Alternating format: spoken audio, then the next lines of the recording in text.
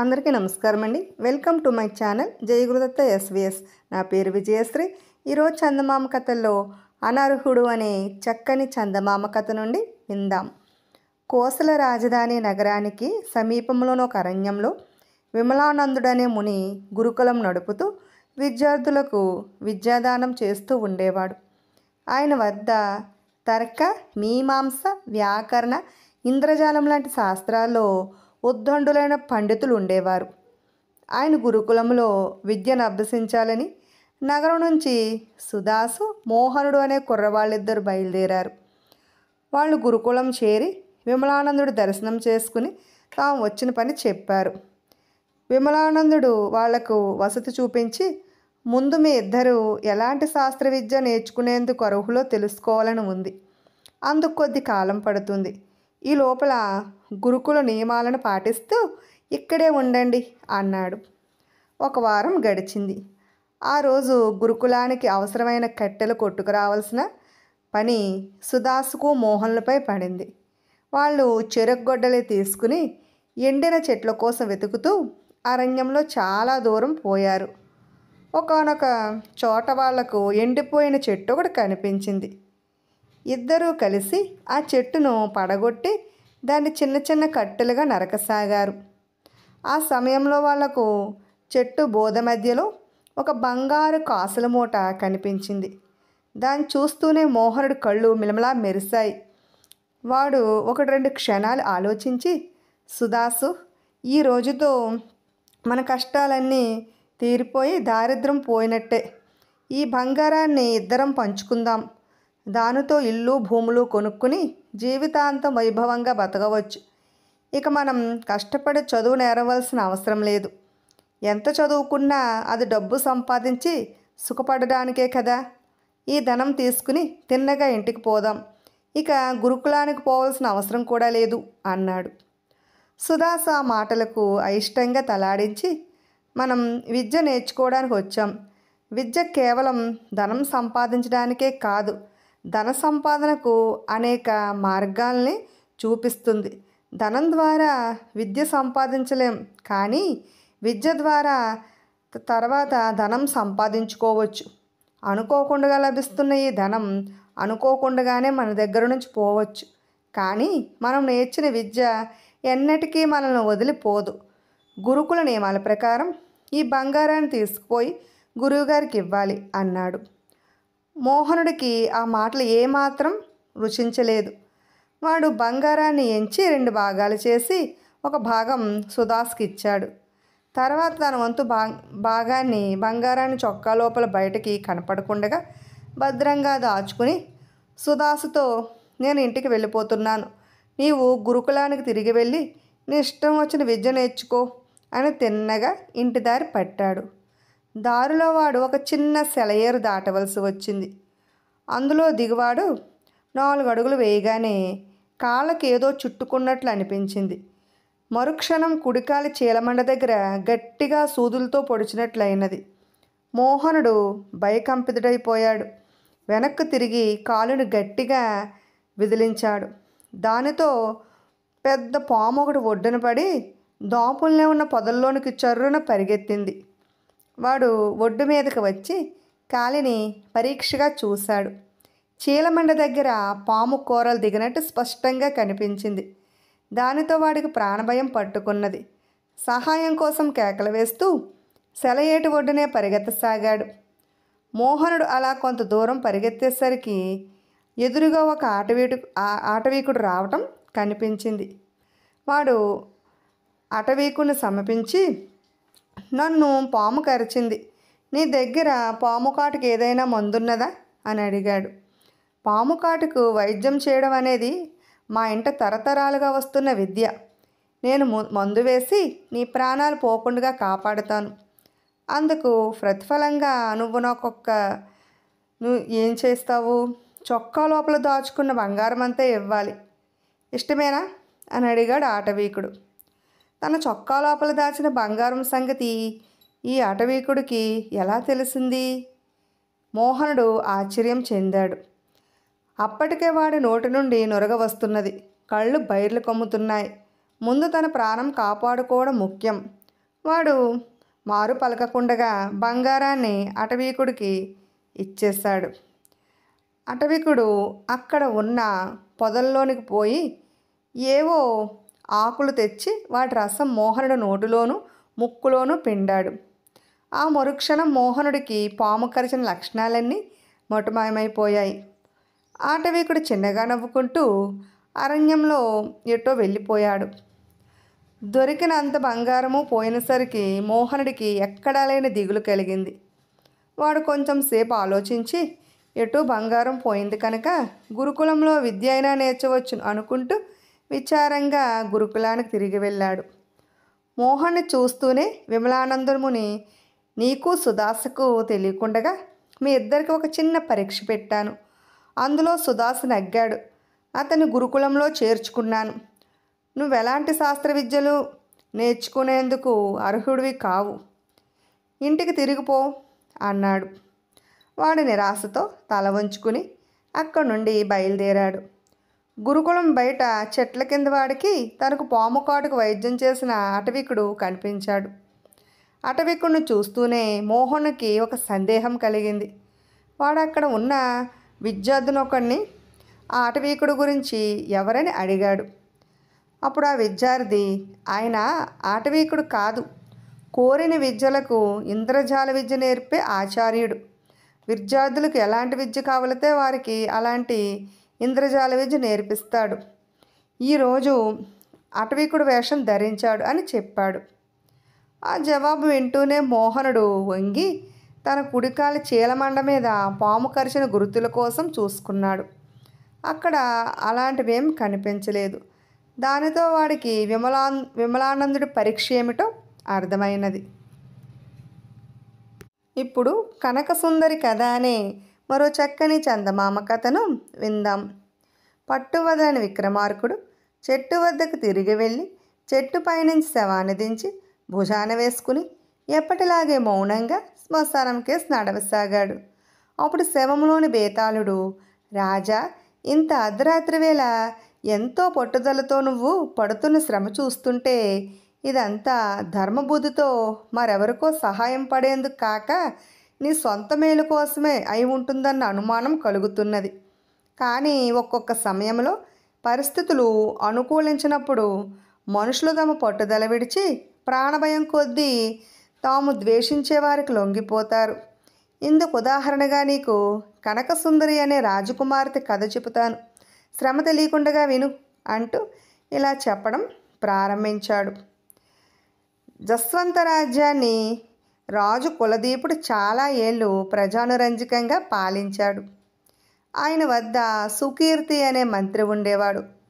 కులదీపుడికి రాజకార్యాల్లో అవసరమైన సలహాలన్నీ సుకీర్తి ఇస్తూ ఉండేవాడు.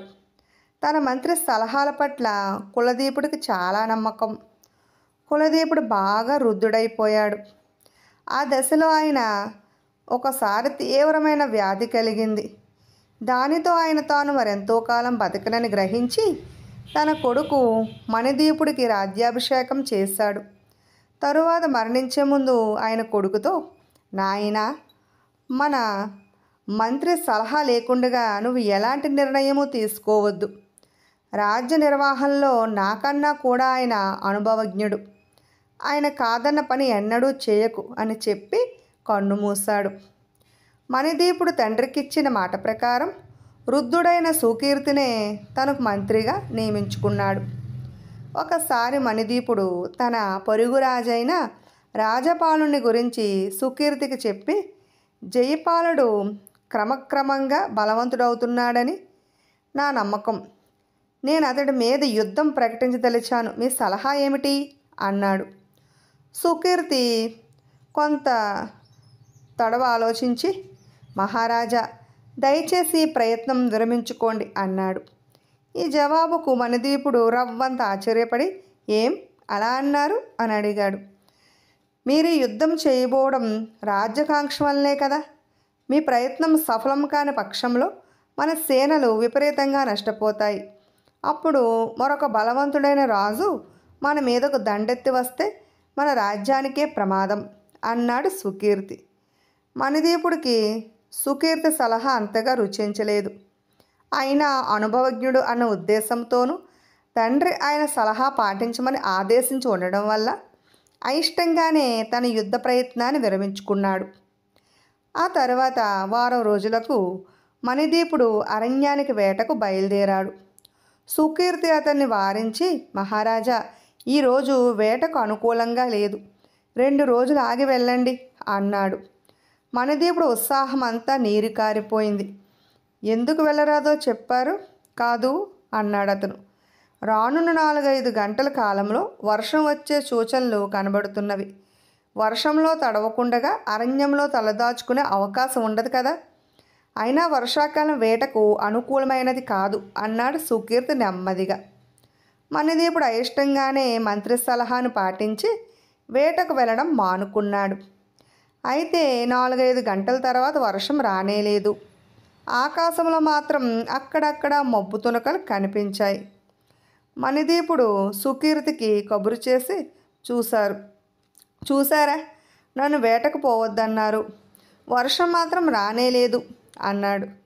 సుకీర్తి చిన్నగా నవ్వి, మహారాజా, మన రాజవీధి నగరంలో వర్షం కురవకపోవచ్చు, కానీ నా అంచనా ప్రకారం అరణ్యంలో పెద్ద వర్షమే కురిసి ఉండాలి. మబ్బుల జాడ నాకు బాగా తెలుసు అన్నాడు. మణిదీపుడు సంశయ నిర్వహణ కోసం భటులను అరణ్యానికి పంపించాడు.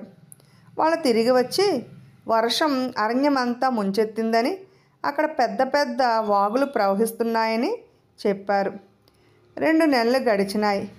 ఒకనాడు సుకీర్తి మణిదీపుడిని చూడబోయి, మహారాజా, మన పొరుగురాజు జయపాలుడు మన మీదకు దండెత్తి వచ్చేందుకు ప్రయత్నాలు చేస్తున్నట్టు వేగుల ద్వారా తెలిసింది నాకు అన్నాడు. ఆ మాట వింటూనే మణిద్వీపుడు, అలాగా, గతంలో నేను జయపాలుడిపై దండెత్తబోతుంటే వద్దని సలహా ఇచ్చారు. ఇప్పుడు అతనే మన మీదకి వస్తున్నాడు. అతన్ని ఎదుర్కోవడం వల్ల కూడా సైనిక నష్టం తప్పదు కదా అన్నాడు. సుకీర్తి శాంతంగా, మీరన్న మాట నిజం. దాడి చేసినా లేక దాడిని ఎదుర్కొన్నా కొంత సైనిక నష్టం, జన నష్టం తప్పదు అన్నాడు. మణిద్వీపుడు ఆశ్చర్యపోతూ మంత్రి కేసు చూసి, యుద్ధం చేయకుండా లొంగిపోయి జయపాలుడికి నన్ను సామంతుడు కమ్మనా నీ సలహా అని అడిగాడు. అలాంటి అవసరం ఏమీ లేదు. జయపాలుడు సైనిక బలంతో మనకేమాత్రం తీసిపోడు. అలాంటి వాడితో కయ్యం కన్నా బియ్యం మంచిది. ఆయనకు పెళ్ళికి ఎదిగిన కుమార్తె ఉన్నది. ఆమెను తమరు వివాహం చేసుకుంటే మనదే పైచేయి అవుతుంది అన్నాడు సుకీర్తి.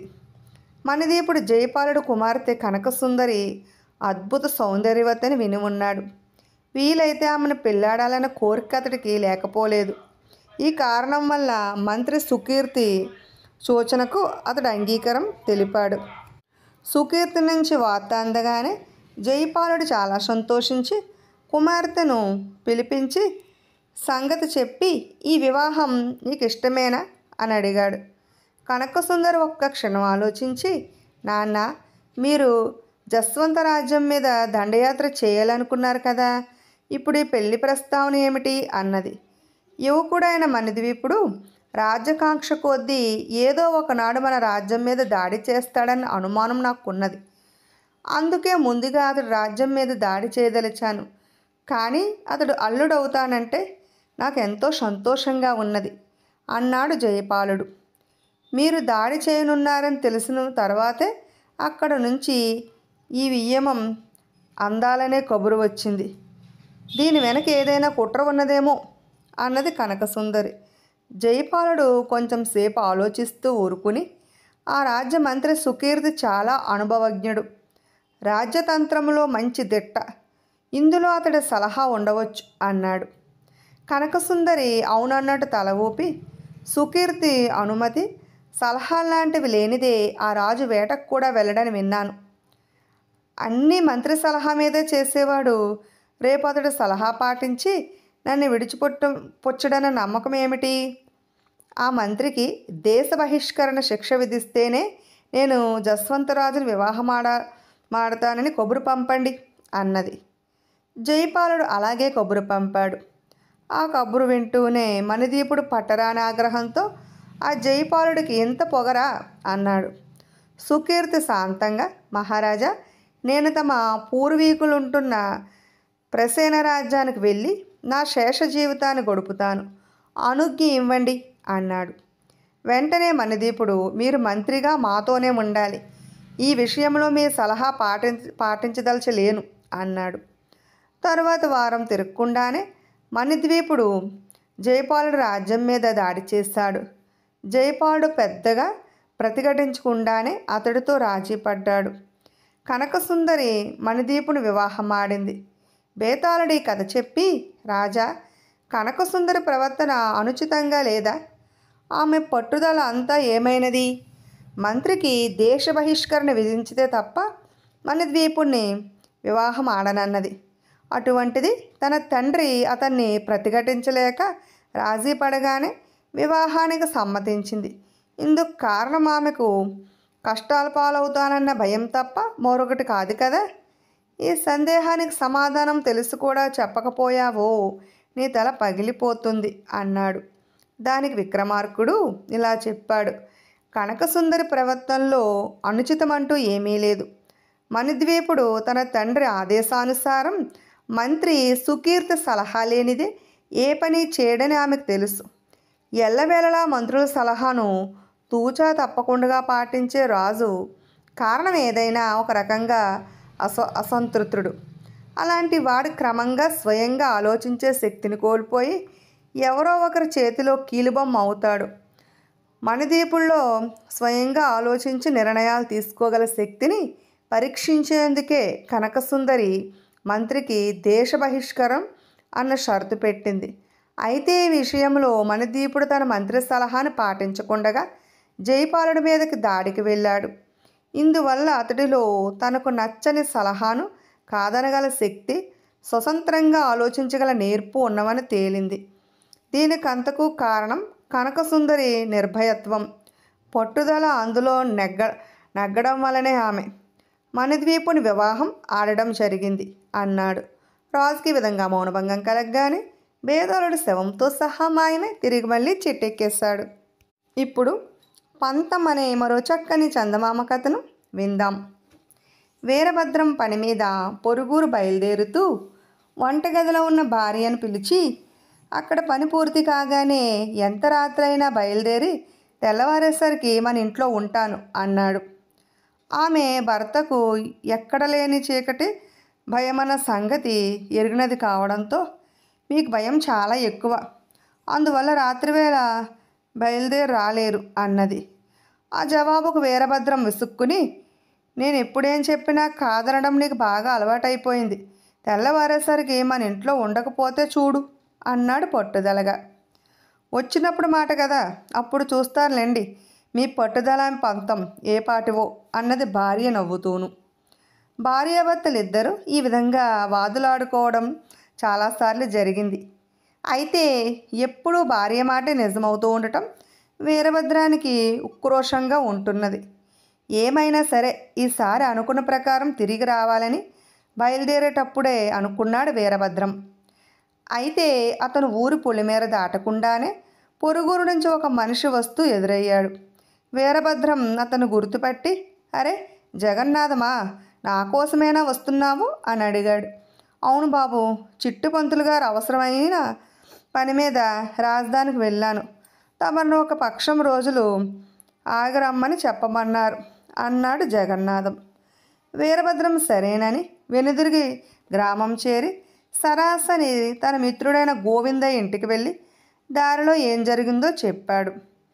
అయితే ఇక చేసేదేముంది, ఇంటిదారి పట్టు అన్నాడు గోవిందయ్య. అలా కాదు గోవిందయ్య, ఈ రోజుకు రహస్యంగా నీ ఇంట్లో ఉండి రేపు ఉదయమే బయలుదేరి మా ఇంటికి వెళతాను, ఈ ఒక్కసారికైనా నా భార్యతో పట్టిన పంతం నగ్గించుకు తీరాలి అన్నాడు వీరభద్రం. అందుకు గోవిందయ్య ఒప్పుకున్నాడు.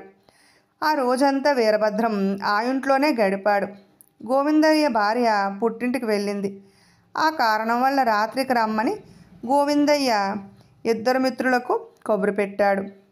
నలుగురు కలిసి రాత్రి తెల్లవారు జోదమాడారు. తెల్లవారుతూ ఉండగా అందరికీ ఒళ్ళు తెలియని నిద్ర పట్టేసింది. వాళ్ళకి తిరిగి మెలకు వచ్చేసరికి మిట్ట మధ్యాహ్నమై ఫెల్ల ఎండ కాస్తున్నది. ఫెలఫెలమంటూ ఎండ గట్టిగా ఉన్నది.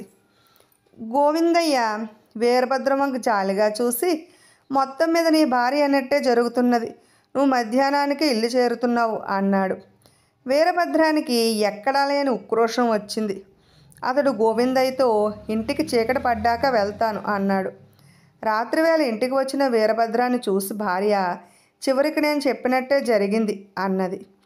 నువ్వు చెప్పినట్టేం జరగలేదు. నువ్వు మధ్యాహ్నం అన్నావు, నేను రాత్రికి వచ్చాను. నేను అన్న ప్రకారం తిరిగి రాలేనప్పుడు నువ్వు అన్న ప్రకారం ఎందుకు రావాలి? అందుకే కావాలని మరీ రాత్రికి వచ్చాను అన్నాడు వీరభద్రం. భర్త పంతానికి నవ్వాలో కోపం తెచ్చుకోవాలో వీరభద్రం భార్యకు తెలియలేదు. ఇప్పుడు తెలివంటే అనే మరో చక్కని చందమామ కథను విందాం. చిత్రపుర గ్రామాధికారికి చిన్న చిన్న పరీక్షలు పెట్టి అందులో నగ్గిన వారికి బహుమతులు ఇచ్చి ఆనందించడం చాలా సరదా. ఒకసారి ఆయన గ్రామంలో అందరికన్నా తెలివైన వాడెవరో తెలుసుకోవాలని అనుకున్నాడు. అయితే ఆయన గ్రామంలో ఎవరిని అడిగినా ఈ చిన్న సంగతే మీకు తెలియదన్నమాట. ఆ రాముడు భీముడు సోముడులను మించి మన గ్రామంలో ఇంక తెలివైన వాళ్ళు ఎవరుంటారు అన్నారు అందరూను. ఇందువల్ల గ్రామాధికారి పని సులభమైపోయింది. ఆయన ఒకనాడు ఆ ముగ్గురికి కబురు పెట్టి రప్పించి, మీ ముగ్గురు చాలా తెలివైన వాళ్ళని చాలామంది చెప్పగా విన్నాను. అయితే నాకు మీ ముగ్గురులోకి తెలివైన వాడెవడో తెలుసుకోవాలని ఉంది. అందుకోసం మీకు ఒక చిన్న పరీక్ష పెడతాను, ఇష్టమేనా అని అడిగాడు. గ్రామాధికారి ఇలా అనగానే ముగ్గురు చాలా ఆశ్చర్యపోయారు. ఆయనకు తమ తెలివితేటలు పరీక్షించాలన్న ఆలోచన ఎందుకు కలిగిందో వాళ్ళకు అర్థం కాలేదు. అయినా ఆయన పెట్టబోయే పరీక్ష ఏమిటో ముందు తెలుసుకోకుండా సరే అనడం మంచిది కాదనుకుని, ముందు పరీక్ష ఏమిటో చెప్పండి అన్నారు ముగ్గురును. మిమ్మల్ని ఎడారి మధ్యలో 3 వేర్వేరు ప్రాంతాల ఆహారం ఇవ్వకుండా వదిలిపెడతాను. ఎవరు ముందు తిరిగి వస్తారో వారికి 10 వరహాలు బహుమతి అన్నాడు గ్రామాధికారి. తెలివైన వాడు ఎలాంటి కష్టాలైనా తట్టుకుని బయటపడగలడు. ఇసుక కాలకుండగా వేళ్ల సందులకు పోయి నడక కుంటుపడకుండగా నాకు ప్రత్యేకమైన పాదరక్షలు ఇప్పించండి, మీ పరీక్షకు నేను సిద్ధపడతాను అన్నాడు రాముడు. నేను ఎలా ఈ కష్టం నుంచి బయటపడతానో ఎవరికీ చెప్పను. ఇటొచ్చి మీరు నాతో పాటు నమ్మకస్తుడైన మరొక మనిషిని కూడా ఉంచడం మంచిది అన్నాడు భీముడు. ఆ జవాబు గ్రామాధికారి ఆశ్చర్యపోయి, ఇందులో ఏదో తిరకాసున్నది, అదేమిటో దాయకుండగా చెప్పమన్నాడు. తెలివైన వాడు ఎటువంటి కష్టాల్లోనైనా తోడు ఉంచుకునేందుకు చూస్తాడు. కష్ట సమయంలో ఇద్దరుంటే పరిష్కార మార్గం మరింత సులభమవుతుంది. అదీ కాక మీకు నమ్మకస్తుడైన మనిషిని చూస్తూ ప్రాణాలు పోగొట్టుకోకుండా చూస్తారు. ఎడారి మధ్య నుంచి బయటపడటానికి అతడికి ఏదో సులువైన మార్గం చూపక మానరు. అది నాకు ఉపయోగపడుతుంది. ఇలాంటి పరీక్షల్లో అలాంటి షరతులు ముఖ్యం అన్నాడు భీముడు. మరి నీ మాట ఏమిటి అన్నాడు గ్రామాధికారి సోముణ్ణి చూస్తూను. తెలివైనవాడు కష్టాలను ధైర్యంగా తెలివిగా నేర్పుతో ఎదుర్కొనే మాట నిజమే, కానీ కష్టాలను మాత్రం కొని తెచ్చుకోడు. మీరు నన్ను తెలివైనవాడు కాదనుకున్నా బాధ లేదు, కానీ ముష్టి 10 వరహాల కోసం ఇలాంటి ప్రమాదకరమైన పరీక్షకు నేను ఒప్పుకోను అన్నాడు సోముడు. ఈ జవాబుతో తెలివంటే ఏమిటో గ్రామాధికారికి అర్థమైపోయింది. ఆయన పరీక్ష సంగతి వదిలిపెట్టి 10 వరహాలు మిగుల్చుకొని తాను తెలివైనవాడని అనిపించుకున్నాడు. విన్నారు కదండి. ఇటువంటి మరెన్నో చక్కని చందమామ కథలను వినాలనుకుంటే ఫస్ట్ మా ఛానల్ని సబ్స్క్రైబ్ చేసుకోండి, బెల్ ఐకాన్ క్లిక్ చేయండి. మేము చేసిన వీడియోస్ నోటిఫికేషన్ కోసం ప్రక్కనే ఉన్న బెల్ ఐకాన్ క్లిక్ చేయండి. లైక్ చేయండి, షేర్ చేయండి, అలాగే కామెంట్ కూడా చేయండి. Thanks for watching.